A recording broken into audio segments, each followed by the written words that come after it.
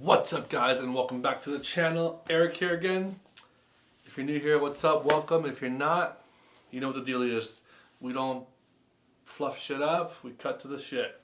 Alright, so today's video, we are talking Osmo Action 5 Pro settings.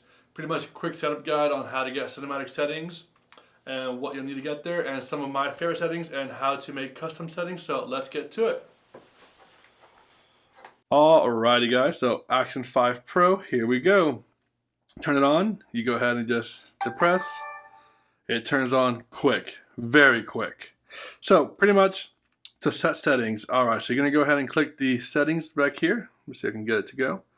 Right here, let me turn off this light, see if this makes it any better. Alright, so click there. Your exposure will automatically be to auto. So for the first setting, I'll put it at 1/50. And then typically, I would want to have my ISO at 1/800 or 100 to 800.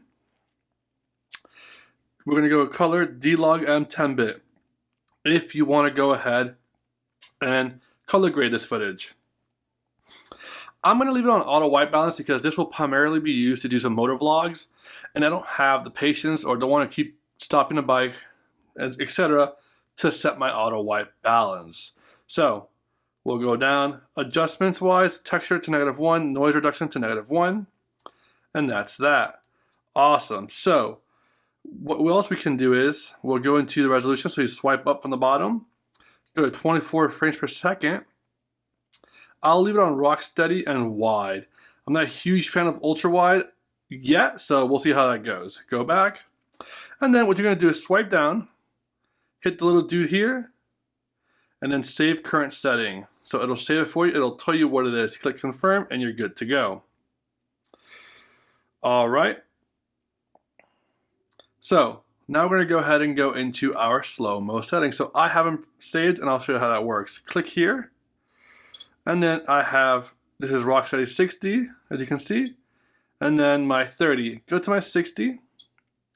And then pretty much what we'll do is the same thing we did before, but swipe up, make sure you're at 4K 69 and then 60 frames per second. You could go all the way to 120, granted I won't just because of storage. Click here, exposure will be 1/120, and then I'll bump it up to 100 to 3200 just because since you do bump up your shutter speed, it will get darker. So you will want to compensate with the ISO. And in today's world with all of the denoising features we have, it'll work great. Again, D-Log M for color, and then adjustments are going to be -1 and -1, and you'll swipe down, save it, and you're good to go. Now, some other settings that I will have on are going to be, I'm going to have my screens off when recording in 15 seconds just to conserve battery and not have that bright light on. Bitrate, I'm going to leave on standard for now. My sounds, you can turn them off. I'm going to leave mine on high just because when I'm on the bike, I can hear it when it's recording and when it's not recording. I did turn the grid on. And auto power off will be 5 minutes. I might turn that down to 1 minute just because I might not be using a ton. Now, one cool feature about this, guys, is that you do get 48 gigabytes of free storage built into the device itself. To access this, you either need to have the Mimo app, or you will be able to go ahead and just plug it in via the USB-C into your computer. I have about a 512 gigabyte SD card I'll be putting in. Obviously language and time, and then factory reset will be there.